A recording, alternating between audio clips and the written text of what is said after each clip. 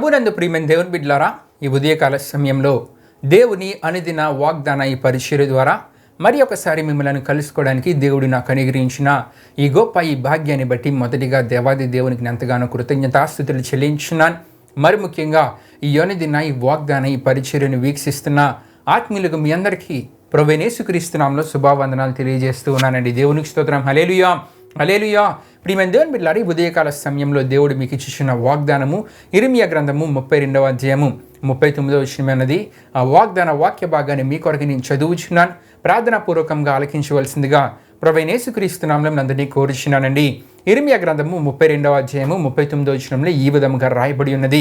మరియు వారికిని వారి కుమారులకును మేలు కలుగుటకై వారు నిత్యము నీకు భయపడినట్లు నేను వారికి ఏక హృదయమును ఏక మార్గమును దయచేయుదును. దేవునికి స్తోత్రం. హల్లెలూయా. ప్రియమైన దేవుని బిడ్డలారా, ఈ వాగ్దానాన్ని ఆనాడు దేవుడు ఇర్మియా ప్రవక్త ద్వారా తన ప్రజలైన ఇశ్రాయేలు వారిని యూదా వారిని ఉద్దేశించి తెలియజేసిన భవిష్యత్తుకు సంబంధించిన వాగ్దాన ఆశీర్వాదం. ప్రియమైన దేవుని బిడ్డలారా, భవిష్యత్తుకు సంబంధించిన వాగ్దాన ఆశీర్వాదం అంటే ఇది ఇప్పటికీ జరగలేదు, మరి ఎప్పుడు జరుగుతుంది అని మనం ఆలోచిస్తే కనుక ప్రియమైన దేవుని బిడ్డలారా, యుగాంతంలో ఇశ్రాయేలీలు అంతేకాకుండా యూదులు వారు పూర్తిగా దేవుని వైపు తిరిగే ఆ సమయంలో నెరవేర్చబడబోయే వాగ్దానము ఈ వాగ్దానమై ఉన్నది. దేవునికి స్తోత్రం. హల్లెలూయా, హల్లెలూయా. అంటే యుగాంతంలో దేవుడు నెరవేర్చబోయే, ఎప్పుడైతే ఇశ్రాయేలు వారు యూదా వారు పూర్తిగా దేవుని వైపు తిరుగుతారో ఆ సందర్భంలో నెరవేర్చబడబోయే వాగ్దానపు మాటగా ఈ వాగ్దానపు మాటని మనం చూస్తూ ఉంటాం. ప్రియమైన దేవుని బిడ్డలారా, ఒక వాగ్దానాన్ని మనం ధ్యానం చేసుకునేటప్పుడు ఎందుకు ఇన్ని విషయాలను వివరంగా మనం ధ్యానం చేసుకుంటూ ఉంటామంటే, వాగ్దానపు మాటలు అనేవి దేవుడు స్వయంగా చెప్పిన మాటలు, ప్రవక్తల ద్వారా దేవుడు స్వయంగా తెలియజేసిన మాటలే ఈ వాగ్దానపు మాటలు. కాబట్టి ఈ వాగ్దానాలకి అంత ప్రాముఖ్యత ఉందండి. కనుకనే ప్రియమైన దేవుని బిడ్డలారా, వాగ్దానాలు మనం చదువుతున్నప్పుడు వాగ్దానాలకు ముందు కొన్ని విషయాలు మనకు కనబడుతుంటాయి. ఏమిటంటే, సైన్యములకు అధిపతిగా యెహోవా సెలవిచ్చుచున్నాడని, సైన్యములకు అధిపతిగా యెహోవా సెలవిచ్చిన వాక్కని, యెహోవా సెలవిచ్చిన వాక్కని, అంతేకాకుండా ఇంకా మనం చూస్తున్నప్పుడు యెహోవా వాక్కు అని మనకి కనబడుతూ ఉంటాయి. కొన్ని సందర్భాల్లో ప్రియమైన దేవుని బిడ్డలారా, యెహోవా సెలవిచ్చుచున్నాడని కూడా మనకు కనబడుతూ ఉంటాయి. అంటే వాగ్దానాలు కనబడే ముందు ఈ మాటలన్నీ మనకు కనబడుతున్నాయి. గనుక ప్రియమైన దేవుని బిడ్డలారా, ఈ వాగ్దానాలు దేవుడు స్వయంగా తెలియజేసిన వాగ్దానాలు గనుకనే వాగ్దానాలకు అంత ప్రాముఖ్యత ఉంది. పెద్ద ప్రవక్తల ద్వారా అవ్వచ్చు, పెద్ద ప్రవక్తల గ్రంథాల్లో మనం చూస్తుంటాం, చిన్న ప్రవక్తల గ్రంథాల్లో మనం చూస్తుంటాం. ఎక్కడ వాగ్దానాన్ని మనం చూసినా సరే దానికి ముందు మనకి యెహోవా సెలవిచ్చుచున్నాడనైనా, సైన్యములకు అధిపతిగా యెహోవా సెలవిచ్చిన వాక్కు అనైనా, యెహోవా సెలవిచ్చిన వాక్ అనైనా, యెహోవా సెలవిచ్చిన వాక్ అనైనా మనకి కనబడుతుంటుంది. ప్రియమైన దేవుని బిడ్డలారా, గనుకనే వాగ్దానాలకు అంత ప్రాముఖ్యత ఉంది.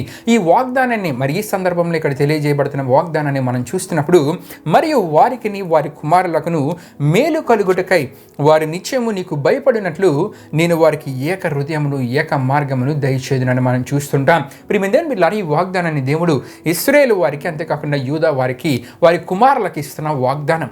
ప్రియమైన దేవుని బిడ్డలారా, దేవుడు ఈ వాగ్దానంలో ఏ విషయాలు వారికి తెలియజేస్తున్నారంటే, మొదటిగా మనం చూస్తున్నప్పుడు భయమును దేవుడు వారిలో కలుగు చేస్తానని, దేవుడు అంటే భయాన్ని దేవుడు వారిలో కలుగు చేస్తానని వాగ్దానపు మాటల్లో తెలియజేస్తూ ఉన్నారు. రెండవదిగా మనం చూస్తున్నప్పుడు వారిలో ఏక హృదయాన్ని దేవుడు కలుగు చేస్తానంటూ ఉన్నారంటే, ఐక్యంగా ఒకరు చెప్పే మాట ఇంకొకరు వినేలా, అందరూ ఏకంగా నిర్ణయాలు తీసుకునేలా ఏక హృదయాన్ని వారిలో కలుగు చేస్తానని దేవుడు అంటూ ఉన్నారు.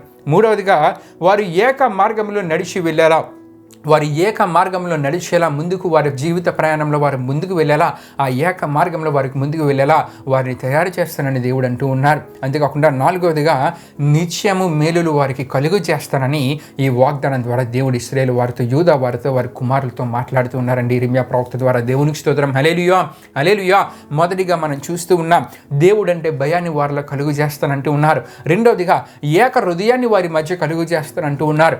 మూడవదిగా ఏక మార్గంలో నడిచేలా వారిలో మారు మనసును కలుగు చేస్తానంటూ ఉన్నారు. నాలుగవదిగా నిత్యమైన మేలులు వారి జీవితాలలో, ఆశీర్వాదాలు దేవుడు వారికి దయచేస్తానని వాగ్దానం ద్వారా మాట్లాడుతూ ఉన్నారు. అయితే ప్రియమైన దేవుని బిడ్డలారా, ఈ వాగ్దానము భవిష్యత్తులో నెరవేర్చబడబోయే వాగ్దాన ఆశీర్వాదం అయినప్పటికీ నేడు క్రైస్తవులుగా ఉన్న మన జీవితాలలో ఈ వాగ్దాన ఆశీర్వాదాన్ని విశ్వాసముతో ముందుకు వెళ్తున్న మన జీవితాల్లో ఈ వాగ్దానాన్ని నెరవేర్చడానికి దేవుడు సిద్ధంగా ఉన్నారు. దేవునికి స్తోత్రం. హల్లెలూయా, హల్లెలూయా. నిజమే, కుటుంబాలలో మనం చూస్తున్నప్పుడు ఐక్యత అనేది ఉండదు. చాలా కుటుంబాలలో ఏక హృదయం అనేది వారిలో ఉండదు. చాలామంది కుటుంబాలలో ఎక్కడ ఆవేదన చెందుతూ ఉంటారంటే, వారు చెప్పిన మాట కుటుంబంలో ఉన్నవారు వినట్లేదనో, వారు చెప్పిన మాటను కనీసం వారు లక్ష్య పెట్టట్లేదనో, లేకపోతే మంచి చెప్తున్నా ఎందుకు వినట్లేదని బాధపడుతూ, అంతేకాకుండా అర్థం చేసుకోవట్లేదేంటి నేను చెప్పిన మాటలని చాలామంది వేదన పడుతూ ఉంటారు. దీనివల్ల కుటుంబంలో ఏం జరుగుతూ ఉంటుందంటే ఏక హృదయం అనేది ఉండదు.